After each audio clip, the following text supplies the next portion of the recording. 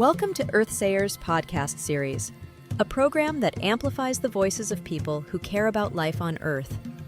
This weekly series shares the voices of transformational leaders, offering conversations to deepen learning and spark action in today's challenging times. These discussions are framed by the UN's 17 Sustainable Development Goals, from ending poverty to protecting the planet. Leaders in film, sustainability advocacy, and change agents discuss their work and the personal challenges they have met and overcome during their careers. Let's get started and enjoy today's podcast. Welcome to another exciting venture of Earthsayers Cinema. We're all about sustainability, people, planet, and prosperity. And today we're going to speak with the producer of the film Greener Pastures. Looking forward to seeing that trailer. So here it is. The trouble with farming is the decisions are made with the heart instead of the head.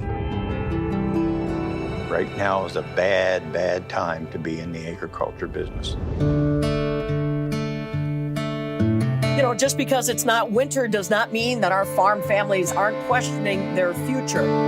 There's something going on with Mother Nature. I would actually call it climate shift. It's messing with my livelihood. It's extremely stressful. Factory farms are running family farmers out of business. Family farms used to support their communities, and they are just not there anymore. I'm going to have to sell the cows. It's either that or lose everything. I've honestly had myself convinced that I'm no longer an alcoholic. Really? How's that going for you?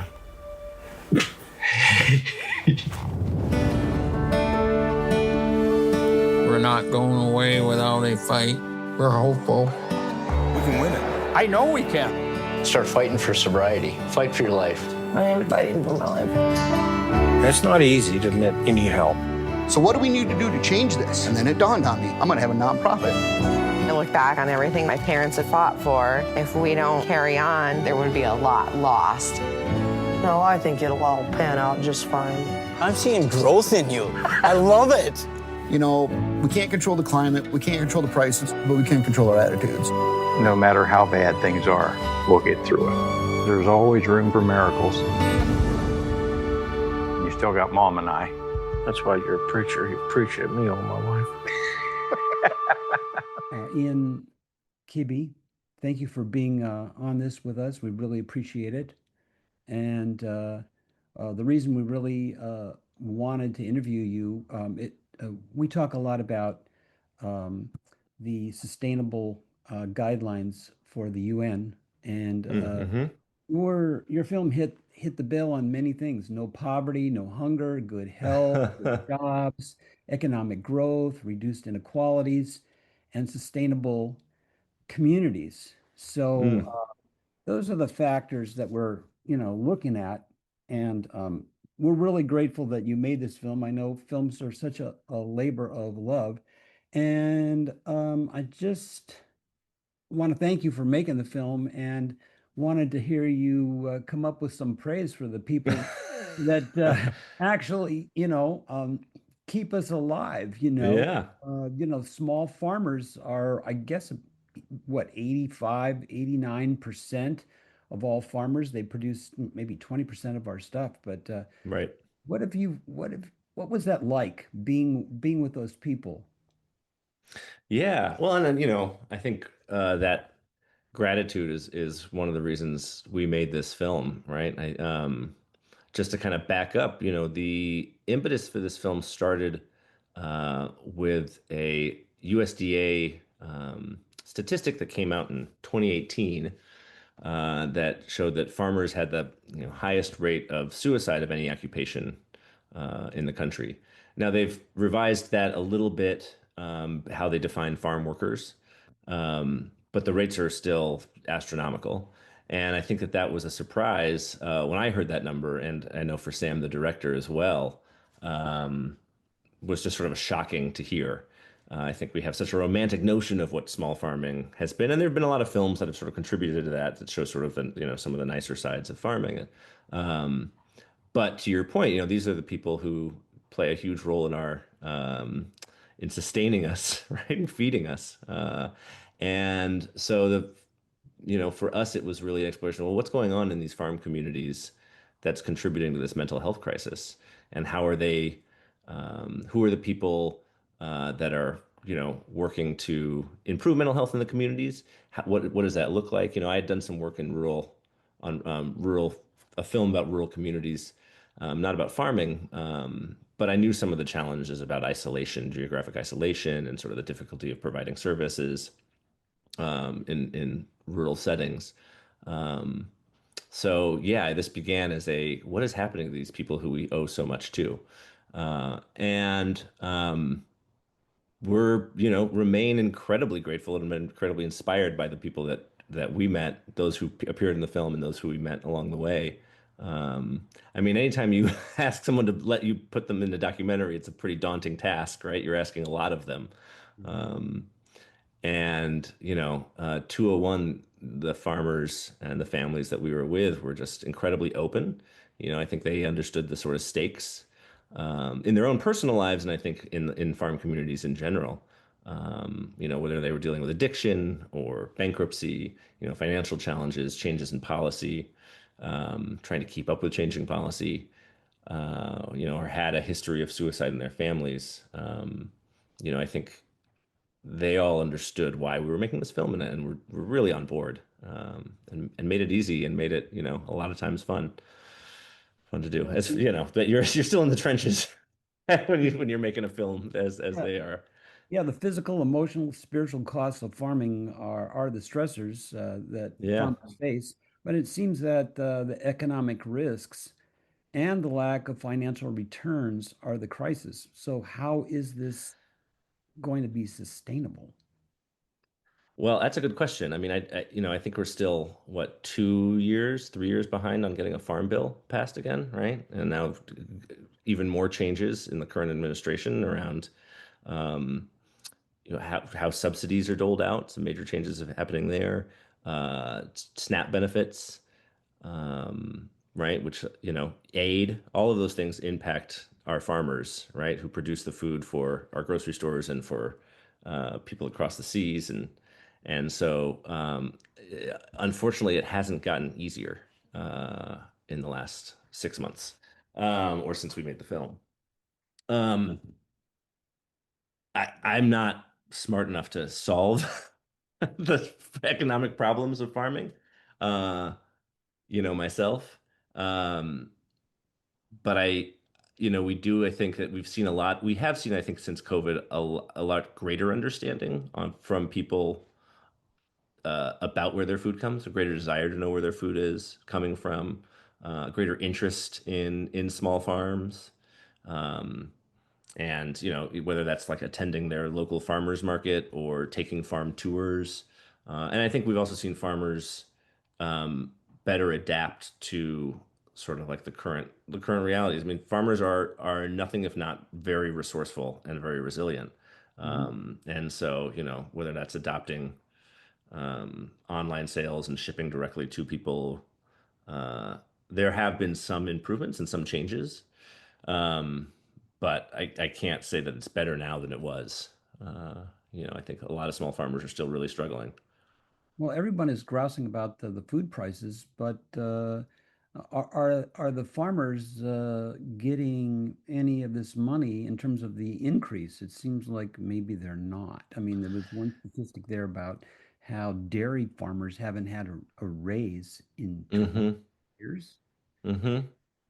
Yeah, I mean, I think the challenge is there's still a lot of people involved between the farmers and us, right? Anytime you can go directly to a farmer and pay them directly for food, you are that is of greater economic benefit to farmers. Now that's challenging for a lot of people in a lot of places. Again, geographic distance makes that tough.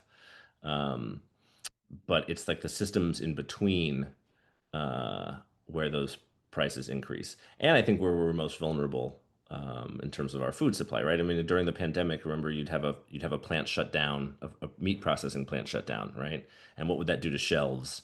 And what would that do to prices?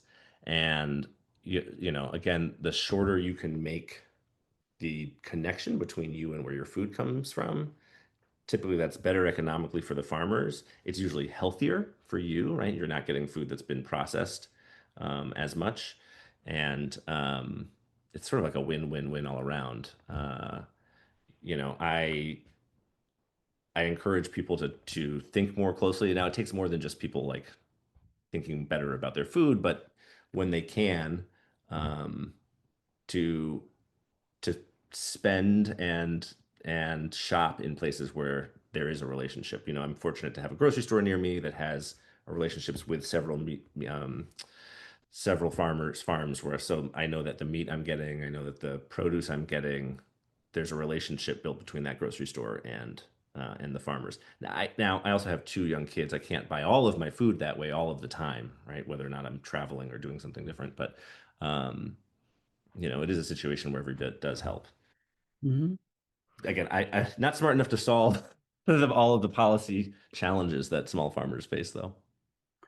Uh, Seems that this whole element of sustainability Hmm. and the monies that are given from the Farm Bill Hmm. have to do with supporting people to grow monocrops. You know what I mean? Mm. Hmm. And that means, tilling and, putting herbicides and pesticides in and stuff like that. Uh, when you were doing the film, was there much discussion about regenerative farming? Because I guess they save a lot of money by doing that. And I mean, where else could they possibly cut their costs? Yeah, I mean there has been. I think it's particularly depending on where you are. Like I know in Iowa, Iowa State has a really robust regenerative agriculture like discipline and practice, and so there are certain farmers in Iowa who are maybe a little bit more on the nose. But I think that information has also traveled a lot. I think there are a lot more farmers who are looking at regenerative practices. Um, Now there's an irony because most of those practices date back to like indigenous farming practices, right? They are a lot of the things that people are talking about are things we're sort of like rediscovering What is old is new. right, what is old is new, exactly. Um, so I do think you see on some small farms, and that provides, I think, some farmers sort of a niche in the market, right, to be able to use that. And you can save money, and you can produce, better food over the long run, and create better soil. The Midwest is really struggling with its topsoil health, the health of its soil. So there's a lot to be gained from regenerative agricultural practices. And I do think that more and more people are looking at some of those ways, whether, trying to become totally regenerative or just introducing certain practices into their farming. Have you found that crop subsidies are of any benefit to small farmers? This is a tough one too, right? Because what is a small farm? What qualifies as a small farm? Like What is a under family farm? What is a 500 large farm? acres or something? It changes. It changes depending, right? And that language can be easily co-opted. But the truth is that most subsidies still go to our largest producers, so not our small farmers, right? I think Jay in the film talks about, he has a dairy farm, and he talks about his check being, $400 for 6 months or something, right? So that's not offsetting his costs at all. So yeah, the way that subsidies are paid out is still um, that certainly not benefiting our smallest farmers and those who are able and interested in producing food that uh, maybe tastes a little better and is a little better for you. Yeah. Well, I know that the stresses of farming are many. I mean, if you Hmm. look at morbidity and mortality rates, I mean, these people, they have just a killer schedule. Plus, they get exposure to herbicides and pesticides. Mm. And higher rates of heart disease and cancer and stuff like that. But I mean, I'm thinking a lot of this has to do with the financial pressure, and that gets right back to the Hmm. idea of the suicidality Hmm. rates, which, if not the highest, are too high, obviously, and the pressures of trying to do industrial farming as opposed to maybe more local farming or farming without all of the equipment that it takes to spread herbicides and pesticides and the whole tillage. I guess tillage is really getting super out of fashion, you know. We didn't know that from the 1930s. It's coming back again. It's just not practical, you know, in terms of nurturing the soil. The soil, if you don't keep putting nitrogen back into it, Right. it's going to be fallow. I mean, it's not going to be productive, and otherwise you have to just induce it with fertilizer, you know, which Right. is expensive. So I think Which just means skipping the the next year expense you have to and use more fertilizer. Yeah, you know, the skipping the more inputs you expense use, and the more inputs you yeah, need. I mean, I think, and then you have a scene about you know, this one woman who's just trying to survive. You know what I mean? It's just too impossible, and it's just bringing her down. Oh, I guess. Yeah, I mean, all of those pressures. I mean, you named a lot of the stressors that we're talking about, right? And I think, um, again, I think isolation has a lot to do with this, right? Um, Everything from, the isolation of being in person to a lack of broadband in a lot of rural communities, right? That it can be isolating, and difficult for there to be services provided. Uh, and then I think, there's also just farmers feel like they should be able to, because they are so many farmers are so able to overcome so many challenges, right? They again resourceful, resilient, and then I think when certain challenges that are kind of beyond their control arise, like um, the economic policies that make farming very difficult, right? And so when you face bankruptcy or face having to maybe sell your land, um, those those are deeply personal. They feel deeply personal. If you are a Yeah, I mean, if multi-generational your great landowner, grandfather, you know, right? gave it to you, it's like I Yep. failed. I failed. It's like no, the system Yeah. failed on you. You went with you thought what was best. And question is, if it's not working now, why are you still doing it? Is there something else out there? I mean, what's the inducement to stay, and what's the inducement to change? You know? Yeah, well, I think the inducement to stay is that a lot of farmers love the work that they do, right? It's really hard work, and there are so many aspects of it that are out of your control. We haven't even started talking about the climate, right? And sort of the rise of extreme weather events and the challenges that those pose to crops. Um, you know, it's tough. I think it's just tough to kind of keep going, but if you love what you're doing and you love the land that you're on and you want it, to see it maintained, that's the inducement to stay for a lot of these folks. Right, but you have to have some economic reward because I mean, if you're $300,000 Yeah. in the hole to the bank, and you get 2 feet of rain when you put your crops in, uh-oh, Yeah. you're in Yeah. big trouble. I mean, your whole thing's going to go down. What did you have to mortgage your land to do that? And now you have no way of growing anything. Now you're out. Right.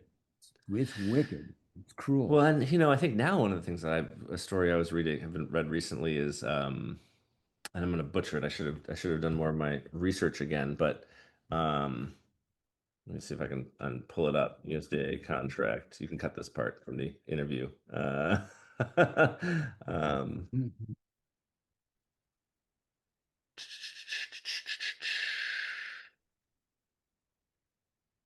oh yes, so the funding freeze and the cancellation of USDA contracts, right?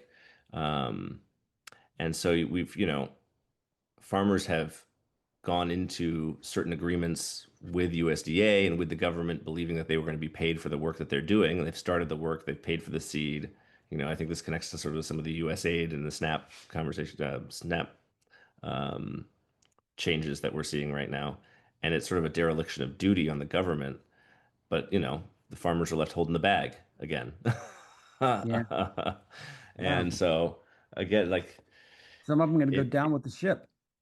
it's really unfortunate. And Did they not have a contract? You know what I mean? well, I don't think that contracts necessarily mean the same thing to this administration that they mean outside of this administration, Yeah, when I signed the unfortunately. contract, I didn't actually mean that. Yeah, I mean, What I mean? not to get overly political, but this president has a long history of backing out of contracts and paying people.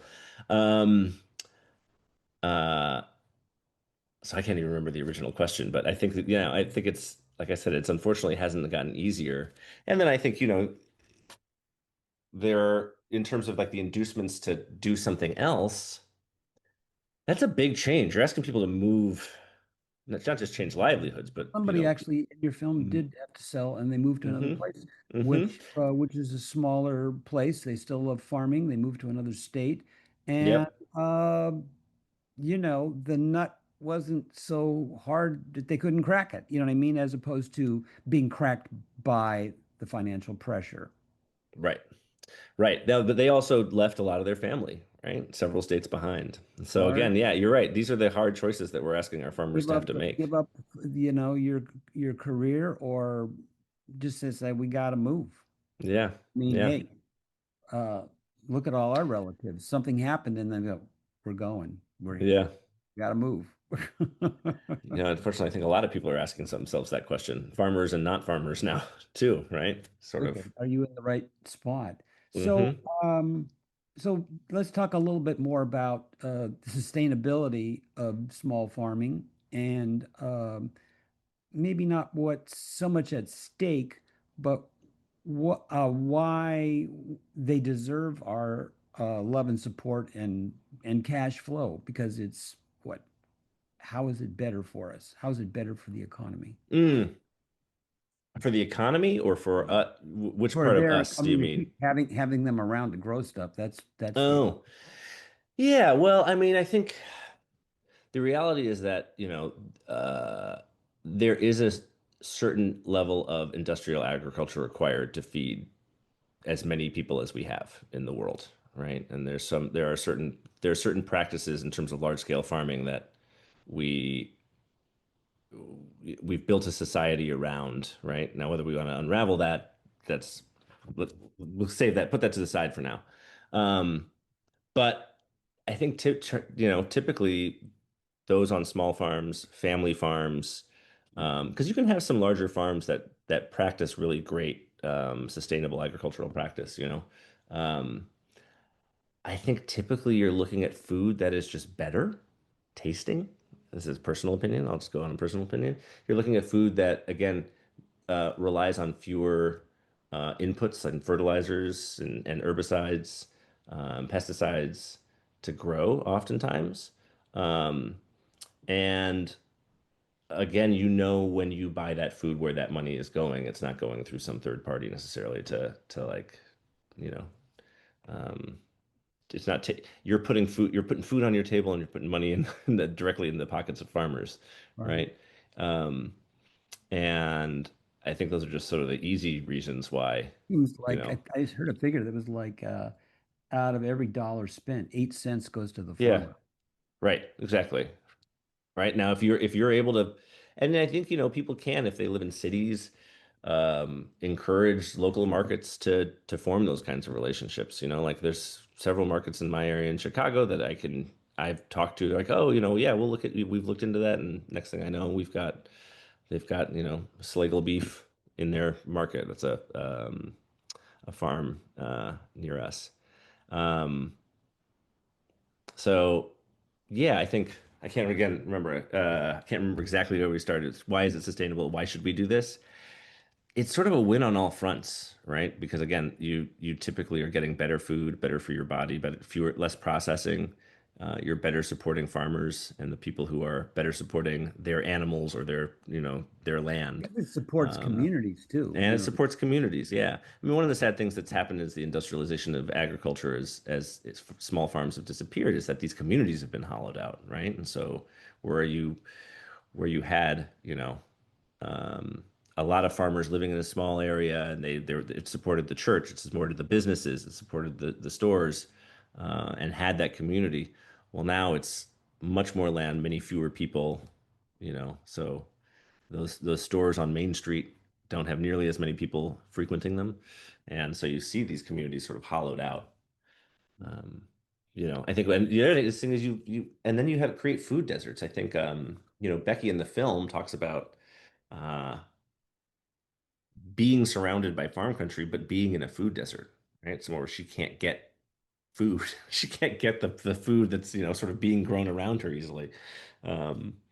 So it's kind of perverse consequence. So you had I looked up your films and your journeys in film. How was that relationship founded, and how is that working for you, and how can people see this film? Oh, Journeys in Film, they create educational content and do outreach support for documentary films. So they created our educational content working with us. They were a great partner to work with. I think they do awesome work. So there's an educational curriculum. So teachers can, if they wanted to show the film, they can kind of lead classroom discussions. There's a community discussion guide, same thing. It sort of helps organizers think about what sort of questions to ask. And to lead fruitful discussions. So they were great. And sorry, what was the second part of that question? Well, I mean, and I think And how can they see that? How can they see the film? Yeah. Yeah. Right now it's available for rent pretty much everywhere, right? On iTunes, Amazon, name your favorite flavor of streaming service, and you can rent it, fortunately. PBS? PBS Passport, I believe it's still on PBS Passport right now. And they were a great partner. Independent Lens was a tremendous partner in distributing this film. That's ultimately where our film landed, and ultimately where we wanted it to land. We're really saddened by what's happened to the Corporation for Public Broadcasting, and what's going to be happening to rural radio stations around the country. I think that's the film starts with an interview on a rural radio station. Radio is a huge part of how rural communities get information and share information with each other. So really sad by that, but grateful for Independent Lens. So yes, PBS is a place you can watch it. And then also it is on Kinema, which is KINEMA. And they're a great platform if you are someone who wants to show the film to, your church group or an organization, or they are really helpful. You can get the screening guide there. So yeah, if you look up Greener Pastures at Kinema, and we've made our rates there, as low as we can, to make it possible for organizations and community groups to screen the film. So yeah. That's excellent. Well, I'm really happy for you that you accomplished this mission, because it's hard. Thank you. A lot of people involved to make it happen, as you know, Paul. In this 3, 4, 5 years getting this out. Yeah. So we started in 2018. The film came out in 21. Was our festival premiere. So we definitely went through the pandemic era making some of this film. Fortunately, as one of the farmers says, like, we've been practicing social distancing. Farmers are always practicing social distancing, so that didn't slow us down too much. And yeah, still going strong. I feel like, for better and worse, it's still as relevant as it was 4 years ago. Maybe more so even now. Maybe more so now, yeah, with sort of the increased challenge. And happy to report the farmers are all still doing well. Everyone's continued on kind of a path towards growth, and just really happy for them. God, that's great. Yeah. So eat your greens, eat your vegetable, eat your spinach and your broccoli. Yeah. Figure out where your food's coming from. Go to a farm tour, go. Farmers, love it. Maybe don't just drive up honking the horn, but they love to talk about the work that they're doing, and always happy to have people out on their farms if you can get to one. Push your grocery stores to do more, and push yourself. And push your legislators. Sorry, that's the last thing. Call your legislators. Tell them you care about the health of our small farms, and you want them to do better by our small farmers. They want a farm bill that makes sense for all farmers. Wow, that's great. Yeah. Well, thank you for what you're doing. And thank you, Paul. for allowing us at Earthshare Cinema to go into your back pages and look at all that you've learned about this. And Thank you. Were you a city kid or a you rural tested me, kid? Paul. There was more policy in this than I was expecting, but I appreciate it. Well, something's got to change. I don't know that it's going Yeah. to be legislature, but I mean, I think the price of food is going to go up, and maybe if you eat locally, it won't go up as high, or maybe instead of eating things out of boxes, you'll be Yeah. Eat your Well, vegetables. at least you'll be doing more to keep that money in your own community. Yeah, right? which is important because it circulates so many times. Mhm. So we're really Yeah. grateful for your work.